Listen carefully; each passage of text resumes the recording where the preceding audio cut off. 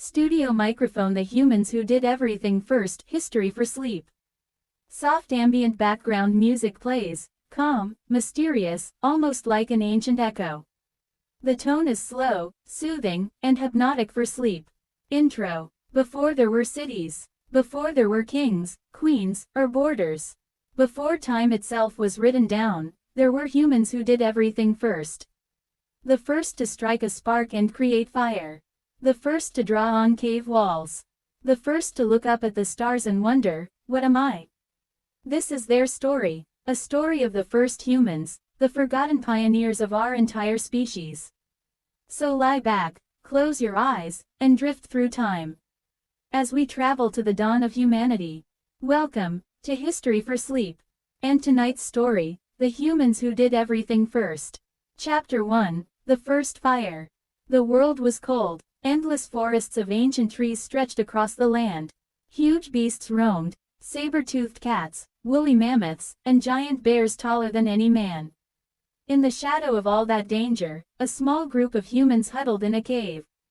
They were not yet masters of the earth. They were fragile, their skin bare, their tools made of stone, their fear always close. Then, something changed. A bolt of lightning struck a tree nearby. The flames spread, lighting up the night like the sun. The tribe watched in awe. The light scared them, but it also called to them.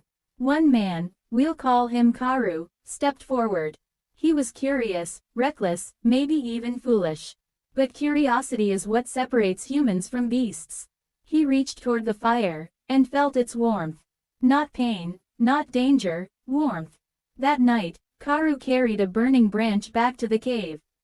And for the first time in history, humans brought fire into the darkness. The fire kept away the cold. It scared the beasts. And for the first time, the night was no longer something to fear. That spark, that small decision, changed everything. Because once humans controlled fire, they began to control the world. Chapter 2, The First Toolmakers. Many generations passed. Children grew up staring into the firelight, their minds filled with ideas. They learned to chip stone, not by accident, but with purpose. Among them was a young woman, Arya, who lived by a river filled with sharp rocks.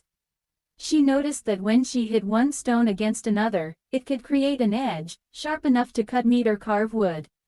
She began shaping stones deliberately, forming points, blades, and scrapers. She taught others, and just like that, technology was born. Stone became the first invention.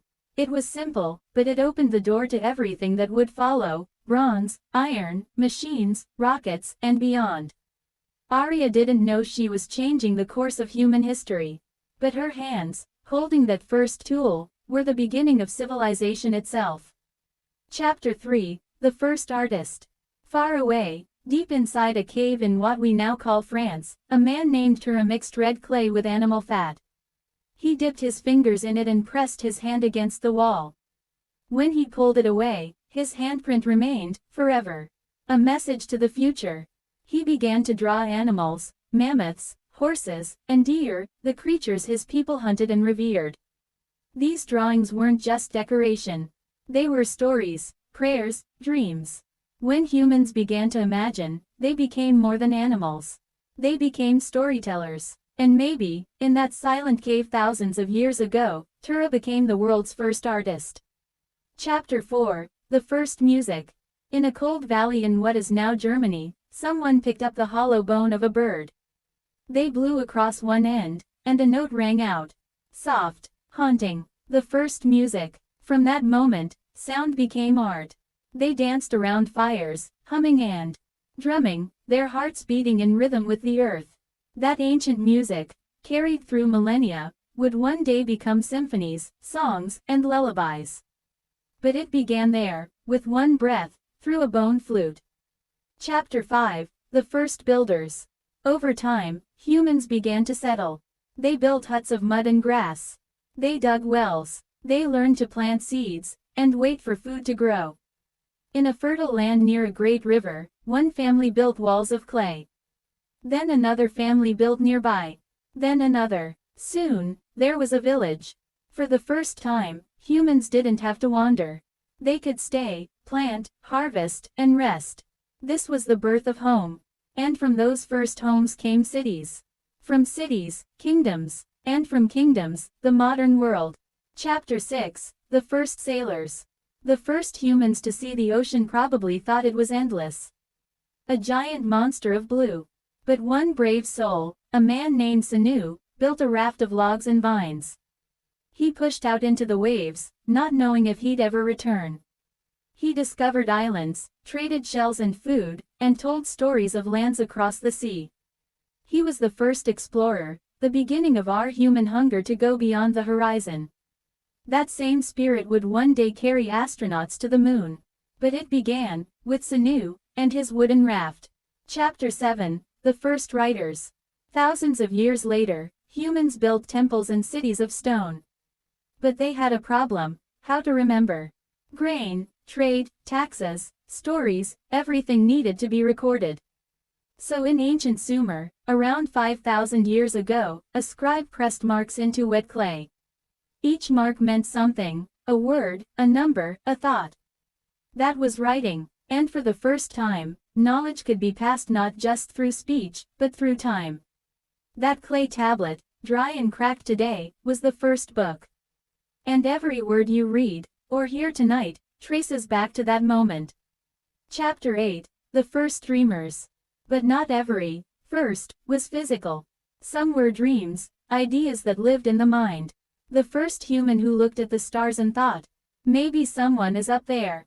The first to wonder why we exist. The first to ask what happens after death.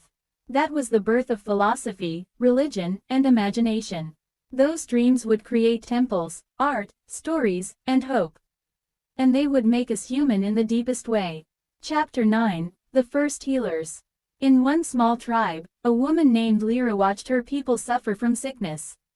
She gathered herbs, crushed leaves, and tried to ease their pain. She didn't have science or medicine, just compassion and instinct. And slowly, people began to recover. She became the first healer, the ancestor of every doctor, nurse, and scientist who would come later. Her hands, gentle and kind, carried a power greater than any weapon, the power to save. Chapter 10, The First Leaders. When tribes grew larger, someone had to guide them, to make choices for everyone. The first leader wasn't a king in a crown. He or she was the one who spoke with wisdom, settled disputes, and kept peace. Leadership began not with power, but with responsibility. And that, too, was something humans did first, together. Chapter 11, The Endless Chain of Firsts. And so it continued. The first farmer. The first builder of pyramids. The first astronomer who mapped the sky. The first person who said, let's teach our children. Every generation added something new. Every invention, every idea, every dream, built upon the first. And here you are, listening to this story, another link in that chain. Because even now, there are humans doing things for the first time. Exploring the stars, creating new life, building futures we can't yet imagine. You are part of that same story. The story that began with fire, and still burns today. Outro, soft fade out. So as you drift to sleep, imagine them, the ones who came before. The first humans who dared to wonder, to create, to believe. Without them, there would be no us. And maybe, in your dreams tonight, you'll meet them. Good night, and thank you for listening to History for Sleep.